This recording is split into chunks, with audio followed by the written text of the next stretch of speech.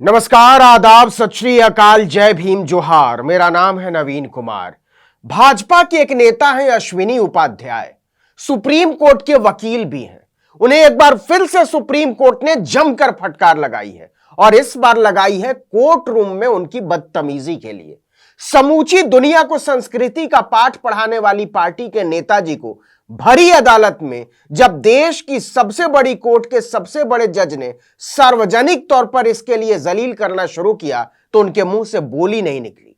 अश्विनी उपाध्याय को लगता है कि वो भाजपा के नेता हैं तो वो किसी से भी बदतमीजी से पेश आ सकते हैं। तो ऐसा क्या कर दिया पंडित जी ने, इस पर आते हैं, लेकिन पहले संक्षेप में उनकी तारीफ में दो शब्द सुन लीजिए। दरअसल अश्विनी उपाध्याय एक से एक ऊल जलूल मामले लेकर देश की सबसे ऊंची अदालत पहुंच जाते हैं। अपनी पार्टी और प्रधानमंत्री के सामने उनकी बोली नहीं निकलती तो सुप्रीम कोर्ट से कहते हैं कि आप कानून बनाने के लिए बोल दो। उनकी इन्हीं हरकतों की वजह से कोर्ट को एक बार कहना पड़ा था कि आपके पास कोई और काम धाम नहीं है क्या पार्टी ने आपको इसीलिए रखा है। 24 नवंबर 2021 को तत्कालीन चीफ जस्टिस एनवी रमना ने अश्विनी उपाध्याय को फटकारते हुए कहा था कि आपकी 18 याचिकाएं लंबित हैं। इस रफ्तार से तो आप और मनोहर लाल शर्मा के लिए हमें विशेष बेंच बनानी पड़ेगी। अश्विनी उपाध्याय ही नहीं, मनोहर लाल शर्मा भी भाजपा के नेता हैं। तो इस बार क्या हुआ यूं कि 29 मार्च दिन बुधवार को वकील साहब एक सुनवाई के दौरान चीफ जस्टिस डीवाई चंद्रचूड़ की कोर्ट में हाजिर थे। जस्टिस चंद्रचूड़ ने पूछा कि दूसरी तरफ से कौन पेश हो रहे हैं। इस पर अश्विनी उपाध्याय ने कहा कि कोई गोपाल पेश हो रहा है। इतना कहना था कि चीफ जस्टिस का पारा चढ़ गया। उन्होंने अश्विनी उपाध्याय को फटकार लगाते हुए कहा कि वो कोई गोपाल नहीं है, उनका नाम गोपाल शंकर नारायणन है। अश्विनी उपाध्याय इस चोट को सहला ही रहे थे कि जस्टिस चंद्रचूड़ की अगली लाइन ने उनका चेहरा लाल कर दिया। उन्होंने भाजपा के वकील नेता से कहा कि कम से कम नाम तो तमीज से लीजिए।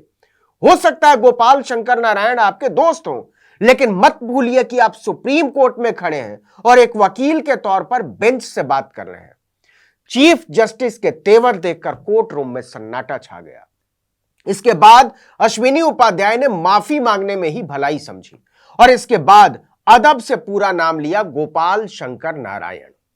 आपको बता दें कि चीफ जस्टिस डीवाई चंद्रचूड़ बेहद सख्त जज माने जाते हैं। यह कोई पहला मामला नहीं है जब उन्होंने किसी वकील को इस तरह भरी अदालत में फटकार लगाई हो। अपनी सख्ती और साफगोई के लिए वो जाने जाते हैं बार में। अश्विनी उपाध्याय तो कुछ नहीं है, विकास सिंह तो सुप्रीम कोर्ट बार एसोसिएशन के अध्यक्ष हैं, सीनियर एडवोकेट हैं, भारत के एडिशनल सॉलिसिटर जनरल रहे हैं। वो सुप्रीम कोर्ट की जमीन से जुड़े एक मामले में खुद पेश हुए थे। बेंच थी चीफ जस्टिस की। विकास सिंह तुरंत तारीख चाहते थे, लेकिन डीवाई चंद्रचूड़ का कहना था कि यह एक सामान्य याचिका है और तुरंत सुनवाई की जरूरत नहीं लगती है। इस पर विकास सिंह भड़क गए और कह दिया कि वो तारीख के लिए उनके घर तक आ सकते हैं। इतना सुनना था कि चीफ जस्टिस डीवाई चंद्रचूड़ बुरी तरह भड़क गए। उन्होंने विकास सिंह को फौरन अपनी कोर्ट से बाहर जाने को कह दिया। किसी भी वकील के लिए इससे बड़ी तौहीन कुछ नहीं हो सकती। ऊपर से बार एसोसिएशन के अध्यक्ष। पूरी कोर्ट में सन्नाटा छा गया था। बाद में सीनियर एडवोकेट कपिल सिब्बल और नीरज किशन कौल ने विकास सिंह के बर्ताव को लेकर चीफ जस्टिस से माफी मांगी और मामले को रफा दफा करने का अनुरोध किया था। इस मामले ने इतना तूल पकड़ लिया था कि सुप्रीम कोर्ट बनाम बार एसोसिएशन बन गया था। किसी तरह मुकुल रोहतगी के हस्तक्षेप से यह शांत हुआ। यह किस्सा इसलिए बताया आपको कि भाजपा के वकील अश्विनी उपाध्याय सस्ते में ही छूट गए, लेकिन लगता है उन्हें इससे कोई फर्क नहीं पड़ता। पहले भी कई बार उन्हें फटकार लग चुकी है। 27 फरवरी की बात है, पहुंच गए थे कि दिल्ली में पांडवों के नाम पर कोई रोड नहीं है साहब। औरंगजेब और गौरी पर सड़कों का नाम क्यों होना चाहिए?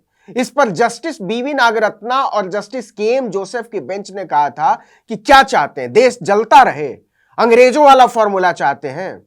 आप एक समुदाय विशेष पर अंगुली उठा रहे हैं। मुस्लिम हमलावरों के बर्बर कारनामों को एक जीवंत मुद्दा बनाए रखना चाहते हैं। अश्विनी उपाध्याय को फटकार लगाते हुए सुप्रीम कोर्ट ने कहा था कि आप इस तरह से देश में लगातार उबलते हुए माहौल को बनाए रखना चाहते हैं।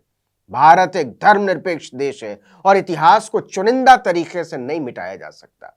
इस पर बीजेपी वाले वकील साहब ने कहा था कि ऑर्डर रिजर्व रख लें और हमें एफिडेविट फाइल करने का मौका दें।